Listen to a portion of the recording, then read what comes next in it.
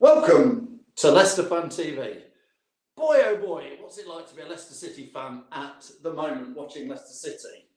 This time last week, we were just about to kick off against Nottingham Forest. We had a really enjoyable day, an evening against Nottingham Forest. But that feels like it was just papering over the cracks a little bit. What was going on again away at Bournemouth? We are live now for the next 30 minutes. We want your views.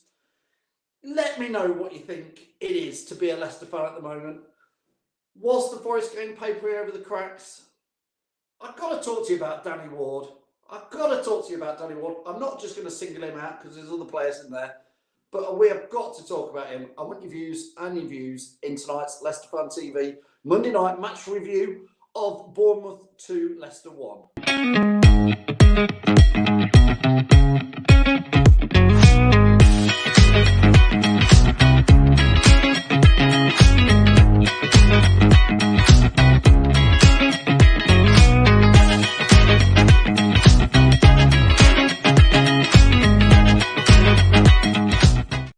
Welcome to the show. My name's Phil. This is Leicester Fan TV. We've got 29 minutes more to talk all about Bournemouth 2, Leicester 1. We'll look forward at the end of the show a little bit to Saturday's match, but we are still looking back through gritted teeth and frustration, I think. We can talk about what is going on at our great club. Is Rodgers on the edge? I don't get the feeling that he is on the edge at all. I think he is there. I'm sure some of you want to talk about whether you're Rodgers in, Rodgers out. I 100% want to talk about Danny Ward because Danny Ward is absolutely doing my nutting. I said before the start of the season, I didn't think he was good enough. And just watch their second goal again. And we'll talk about that. Their second goal was absolutely woeful. If I played in a Sunday pub league side and saw our keeper do what Danny Ward did, go and watch it again on YouTube. Watch their second goal and watch the keeper come out and go, "Ew." Absolutely bonkers keeping, and I don't mind coming out and saying it. Good evening, Karen. Auntie Karen's watching, says, how long before they sack him, for goodness sake? I don't know. A loss to Bournemouth. If we lose at home against Crystal Palace, I still feel he might be there. Andy says, sorry about his singing after the Forest. I had a few sherbets, don't you worry about that. Imtiaz, hope you won't miss me. Oh, it was only last Monday. I was at the match, Imtiaz. I couldn't do that as well. Adrian, thanks AD, who's got a new Fox's Tail coming out this Wednesday. Nice top, that. Yeah, look.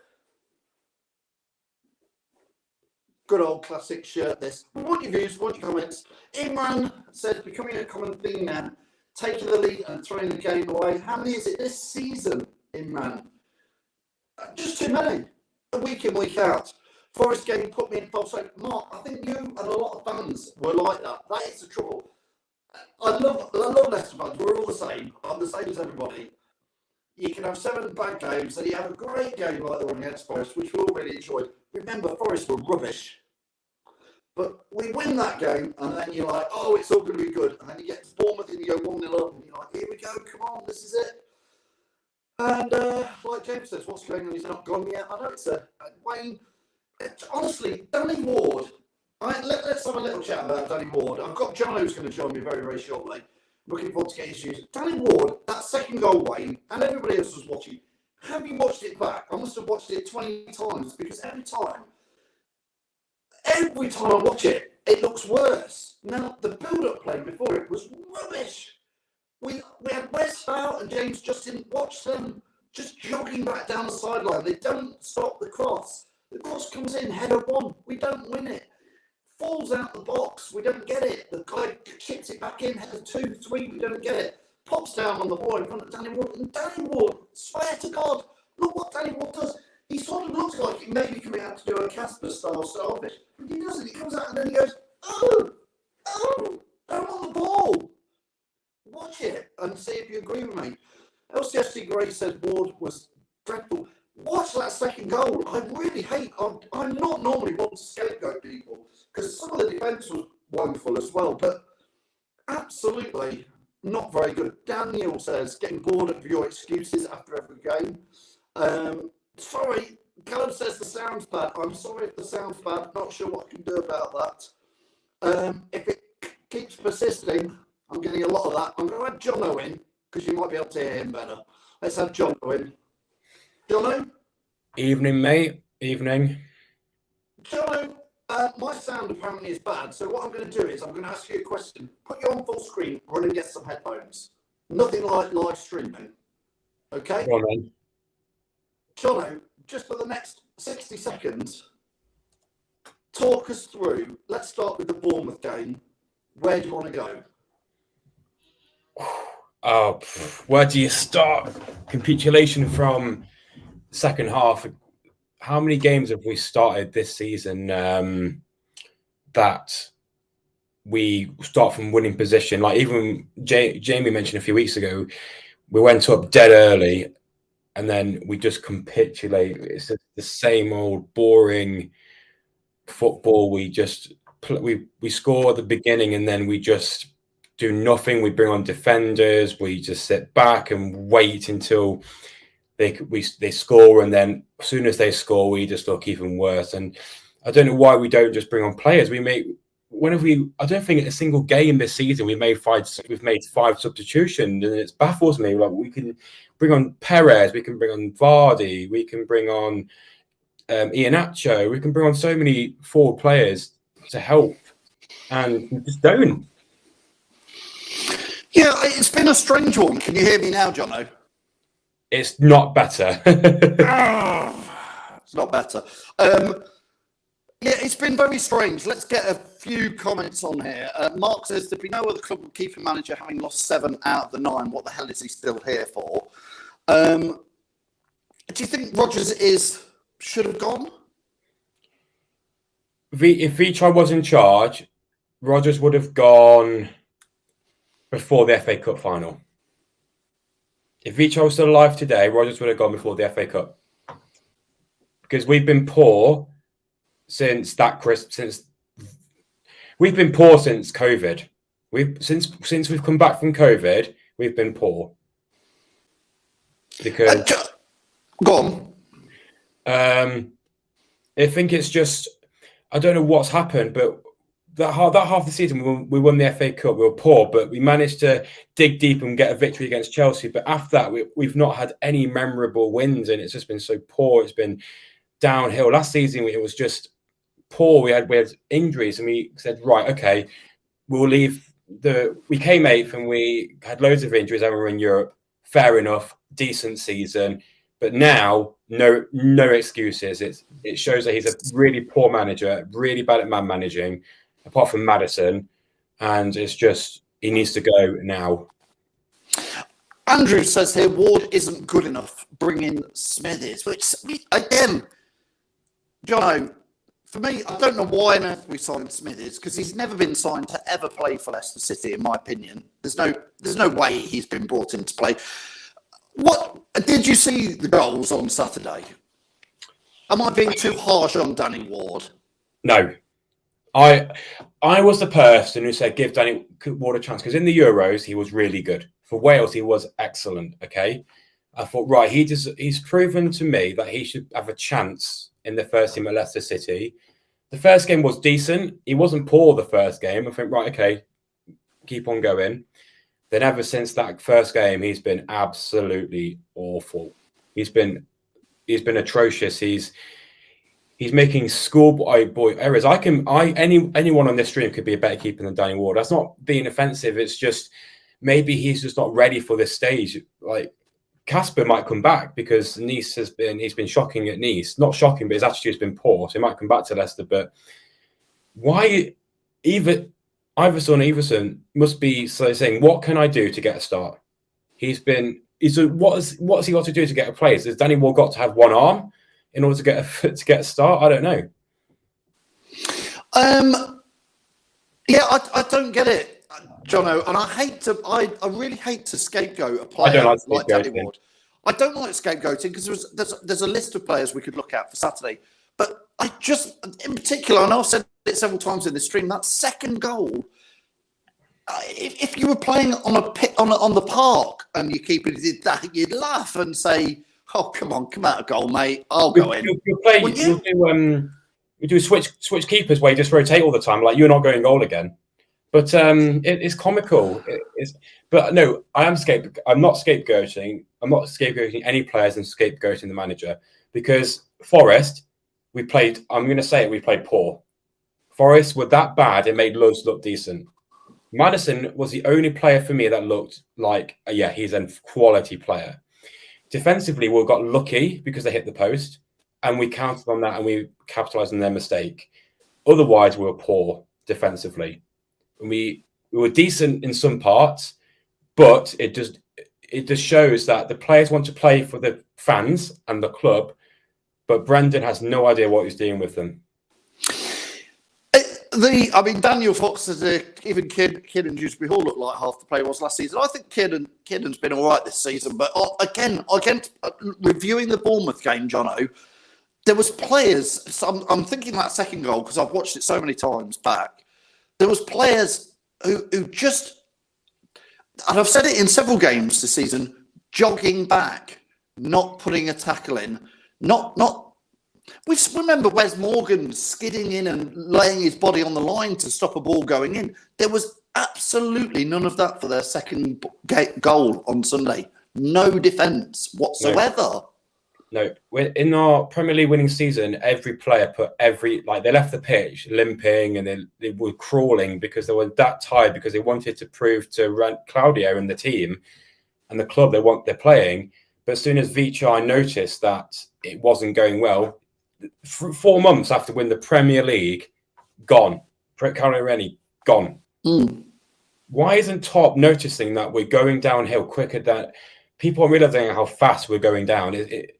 Before it gets too, it needs to go before it gets too late, because it'll come to a point after Christmas where we go, damn, we're 10 points away from safety here. That's hard to get out of, and we'll be relegated. I mean, if Forest win tonight, they're playing, obviously, I think 8 o'clock kickoff against Villa. It can go one of either two ways, that game tonight, the Forest game. Either they can beat Villa and that will put us further adrift, or Villa will beat Forest and you go, well, there you go, Forest were a poor side. I want to get on a few comments on here. Jason Smith, hi Jay mate, says, do you think it's time we saw some leadership on and off the pitch? And I don't mean Rodgers. Yeah, I think Top needs to do the biggest decision since his dad's passed away, and the one is taken over from him, which was a big decision. You didn't have to, but he did, and this now is sacking Brendan Rodgers. He has to. I don't want him to ruin his amazing family's reputation, what they've done for this club, by sabotaging itself. Top's a fantastic owner, but is his friendship with Brendan getting in the way? I don't know, but from business perspective, he's got to sack him. He's got to say, look, it's not working. A few comments in here. Andrew, I've just put one up, and Mark said about the new defender, I can't say his name, I keep getting it the wrong way around. Him and Johnny Evans, Jono, they've sort of... Again, Johnny Evans isn't having his best season. It's just the whole defence at times looks clueless, and the midfield doesn't feel like it's coming back and supporting them. No, I think this is down to tactics. Like, I don't know. Thing is, though, under Brendan Rodgers, we had an amazing defence. I don't know where it's gone. How can, even if you have different players, your tactics with defending can't change that much in 2 seasons? Yeah, you've got philosophy that works, and you stick to the core of it, but obviously change it if teams suss you out. But it's gotten worse. Like, we're not even sticking to the same philosophy as we did before. It's comical how easy it is for players just to run between us and just score. Like against Manchester United with Rashford or whoever it was, he just literally ran through the middle. We have no defenders. He just literally walked through the middle and scored an easy tap in. Jono, I want to put Jono on the spot here. A lot of people won't know this, but a lot of people know Jono. He's done so much for Leicester Fan TV over the last 12 months, 2 years. Since COVID, Jono's done watch-alongs. He's come on loads of shows. He's put loads of effort in. We do all this just because we're fans and we love doing it. And Jono, as a lot of you will know, is based up in Newcastle, so struggles to get to a lot of Leicester games, but makes as many as he can. But Jono, I'm trying not to hang you out to dry here, but you have not been on any content for the past 2 or 3 weeks because to be fair, it's just been getting you to a place where you don't want to go. Do you want to explain a bit how you felt with it all? So I've just felt that it's got me down so much, and I'm just like, I can't see a way out. I'm not seeing a progression with the club, and I've seen so many clubs like fans doing their protests and stuff like that. I'm like, what I'm thinking is like, I love Leicester City to absolute pieces. I've got a tattoo. I go to as many games as possible. My neighbour's kid went, Daddy, why is Jono? Is Jono okay? And he went, yes, he's watching the football. My neighbours can hear me screaming, but I had to put my foot down and say, I can't deal with this anymore. I'll get them too emotionally, like not unstable, but to drain them. Like, I can't deal with this. So yeah, I've had a mini protest to myself and saying, I'm not watching the games. I'm not wearing the shirts. And because I've probably spent £3,000 or £2,000 on shirts because I can't go to the game. So I support the club is buying the shirts. My wardrobe is full of them. But I've just, I've said, look, like, I've had enough. My way of doing it is by not watching the games and not wearing the shirts. And I know people won't support that because, if you're a true fan, you watch all the games. But for me, I just feel that I'm not seeing the club. Like, if we were making changes and doing the club justice, but we're not. No, I mean, Nagy comes on here and he understands what you're saying. That's the feeling of most Leicester fans at the moment. You're not on your own, mate. So I think I had to persuade Jono to come on tonight, but I said, look, I think we need to hear. Sometimes you think other people need to hear that everybody is having some pain with the football, and the Forest game, perhaps, Jono. I just feel it very much papered over the cracks. We can start briefly to look forward to. I say look forward to Crystal Palace on Saturday. No, I'm not looking forward to it. They're not a bad side at the moment. Crystal Palace, at the beginning of the season, Arsenal fans were petrified because they know how good of a side Palace are. Yes, it's at the King Power, but it's awful. I've got someone at the door. Can you just put yourself go do that? Yeah, of course you can. Yeah, I'll be back in a second. I mean, Jono being dead honest, feeling the pain. So, it's not easy. And I know football's meant to be there as a relief, put some fun on the week. And it does feel like sometimes, I know you can't get sometimes the rough with the smooth. We've had many, many years of rough, and we've had the last 5 or 6 years where we've been absolutely spoiled. But like Ball Gray says there, yeah, thanks, Jono, for speaking, because, it took a lot for him to come on tonight and talk about it. Like Michael says, it is hard work to watch at the moment. And a lot of fans will say, oh, I'm Leicester whatever. And Jono's Leicester whatever, like we all are. But, oh, hi, Jono, he's back. We're back. I was just saying, it's, a lot of people saying thanks for speaking out. You're just talking out from your heart, aren't you, Jono? It's just, I know, like, in our own chat, people criticise me for what I'm doing. Like, I do fully understand where it comes from. People might come sit here like, you're not a real fan. But for me, like, if you,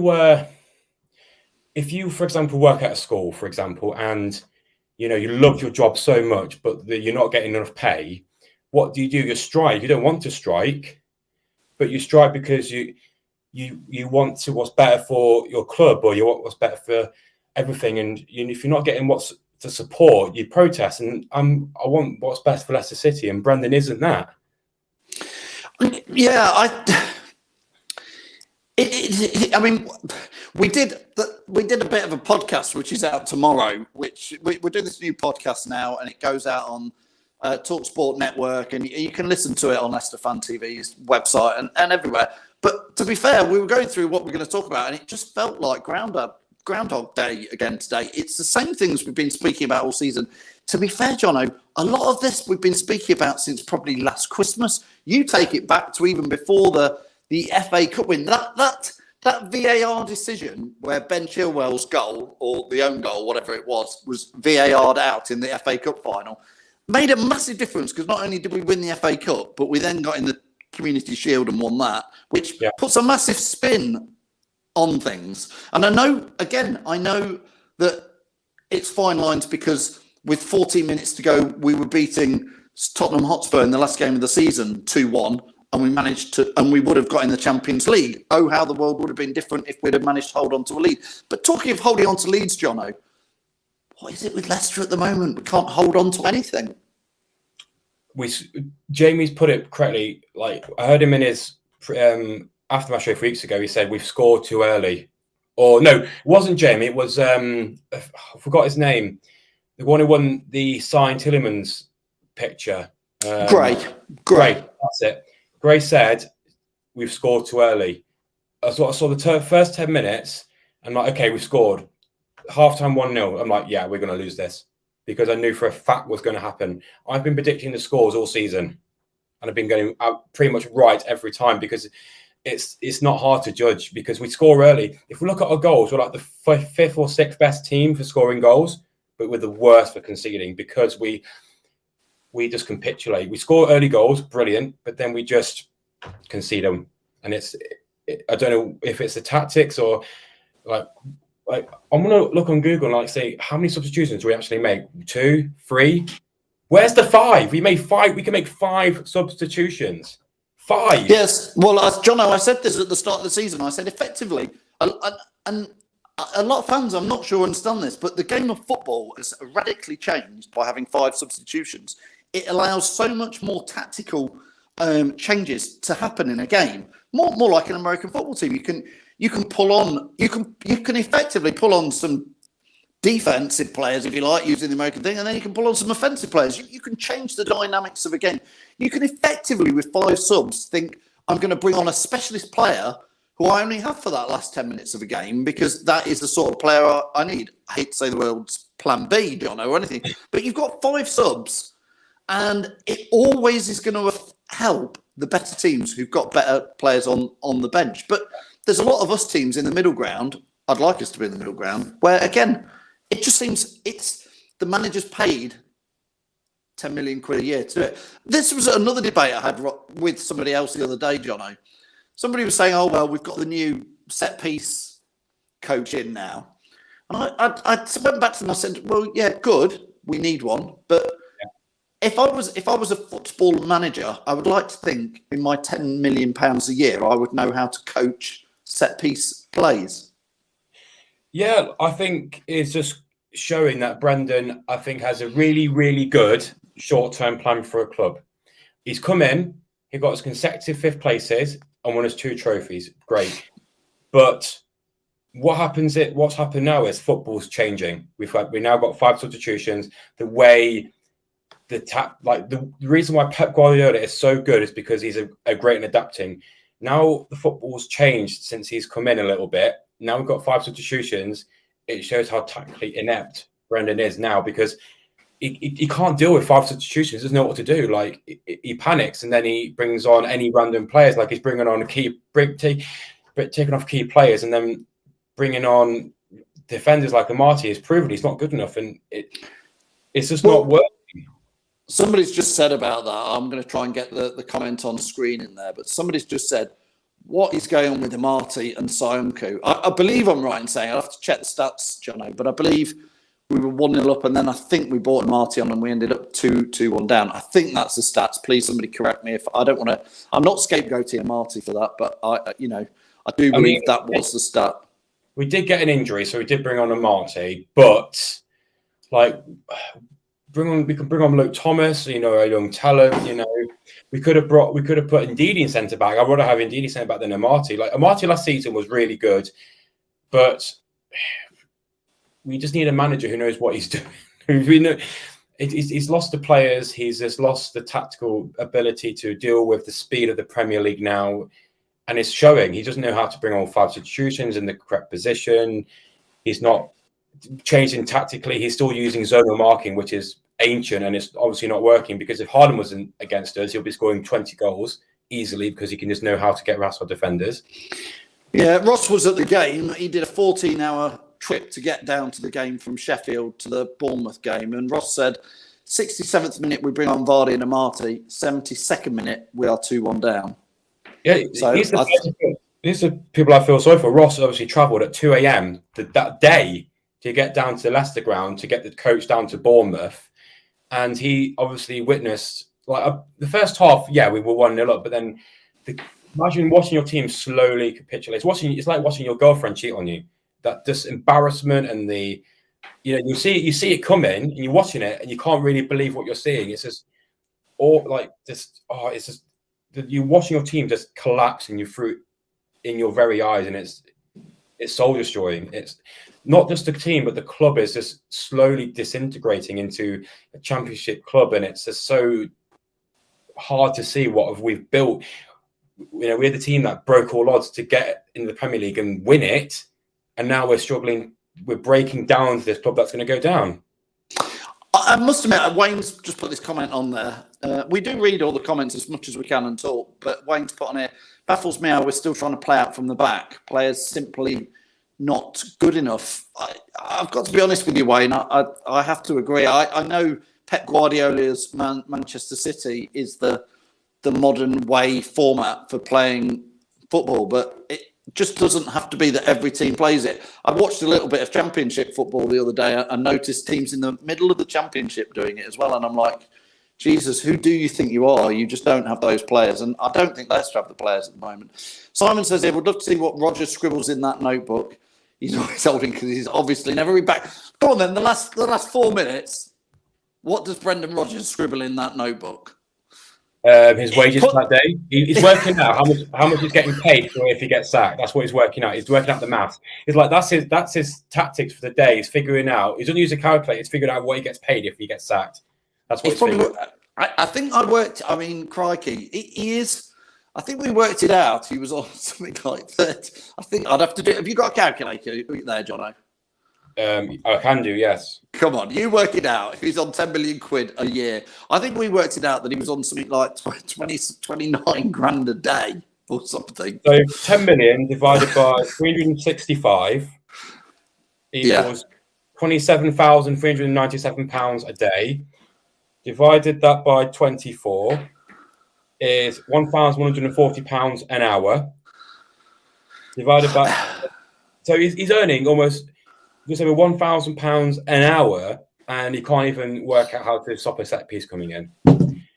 So for the last couple of minutes, just for fun, let's lighten the mood. Put in the comments what you think he's scribbling in his notebook. Let's do this, Jono. Last couple of minutes. We're like you say, as fans, we get down, but we've got to get ourselves up again.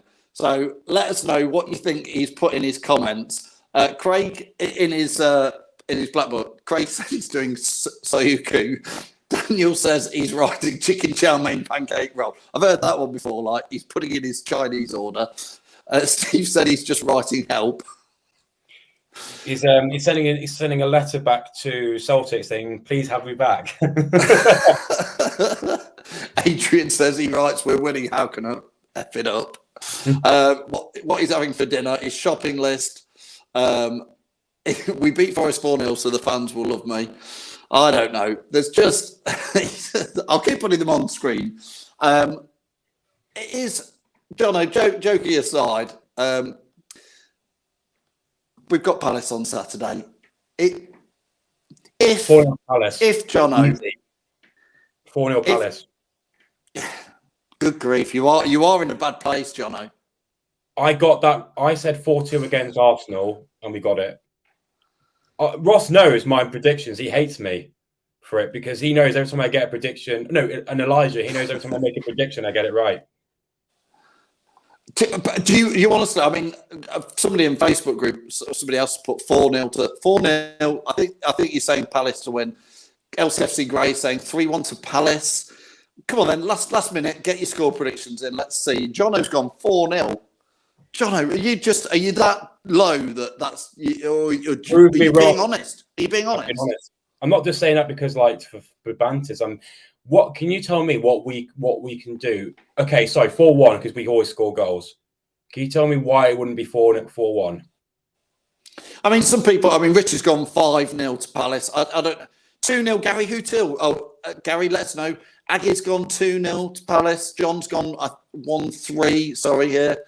That's Steve Chapman's gone 1-4. Ben's gone 4-1. Dean's gone mental and put 20-0. Brad, that's about the most positive one so far. 2-2. Trevor's gone 3-1. Wayne's gone 3-1 Palace. Do you know what? I don't think I've ever seen it this bad, Jono, where I've put 2 draws. Well, one person's got 1-1. Oh no! I found one. Go on, sorry, I've just pressed the button. Someone found this. Someone put this. Oh, no, this. 1-0 to us, Harry. Good lad, Harry. That's what I want to see. I'm sitting with Harry on Saturday. Me and Harry, in 2 weeks, we'll be 10 points from safety. You heard it first. Yeah. I mean, Simon says no optimism. I've heard quite a few fans. I mean, honestly, I don't know if people are doom and glooming, but struggling to see many people saying Leicester are going to win. And do you know the weird thing, Jono? I know you struggle to get down because you're all the way up in Newcastle, so you get to the ones you can do. There's a lot of Leicester fans starting to say, not really looking forward to going down this weekend. I wouldn't. Tell you what, if I had a season ticket and I had a free train ticket to go down there, I still wouldn't go. Why would I waste my day when it's not even the players? It's just I know exactly what's going to happen. I can write down the notes on a bit of paper what's happened during the game, and I guarantee it'll be actually what's happening in the game. That's how bad it's gotten. Chris says 3-0 to them. Danny Ward's gives them the wrong way for all. We've got that one in there. Hey, look, Keith's up there. He says 3-0 to Leicester, and you'll all be eating your words, hats, and humble pie. What, Jono? If we win 3-0, like Keith says, and you think 4-0, are you going to come back on next Monday for just 2 minutes and take a punishment? I mean, if we win next week, I would. Yeah, I'll say, look, I got it wrong, but that doesn't mean my views have changed now. I'm Rodgers out. If he wins 10 games in a row, I'm still Rodgers out. Fair enough. Let's see what happens. Listen, it's 8 o'clock, Jono. Thanks so much for coming on. We can all go and watch Forest. I don't know if I want Forest to lose to Villa or not. I think I want Villa to beat Forest to keep Forest down near the bottom. No, I want Villa to win to keep Forest below us. Yeah, that's it. That's one. That's it. Thanks, Jono. We'll see you soon. I appreciate you coming on, mate. Right, no problem. See you in a bit.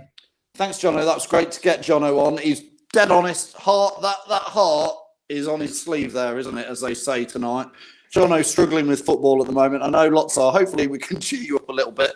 I'd say it is only football, but it matters. We have to work hard all week. Not all of us earn 27 grand a day doing something we love, like managing a football club. A lot of us have to work flipping hard to get anywhere near that in a year. So a bit of football on a Saturday is the bit we're looking forward to. Keith says, big group hug to Jono. I'll make sure I do that for him. Trevor says, cheers, Jono. That was great. Lovely to get him in there. Councillor, good evening, sir, says, will the fans all be chanting Rodgers out if we lost against Palace? I think you'll hear discontent if we do lose against Palace. I hate to say it. Andy says, well done to Jono. It's called passion. That's what it is. We're all Leicester fans. We all want the best for our club. Let's hope there's a win on Saturday. Does it just paper over cracks again? That's the big thing. From me, Phil, every Monday night. Thanks for all your comments. Thanks for all your views. Thanks for Jono coming on. I'll see you later. Good luck to Villa. Thanks for watching Leicester Fan TV. Thanks to our sponsors, ADT Taxis, Everards, Pukka Pies, Pink Car Leasing, Leicester Riders, Hollogram, The Fox's Arms, Peter's Pizzeria, Hope Against Cancer, and Newby Co estate agents. Make sure to follow us on all of our social channels at Leicester Fan TV. Visit our website, leicesterfantv.com.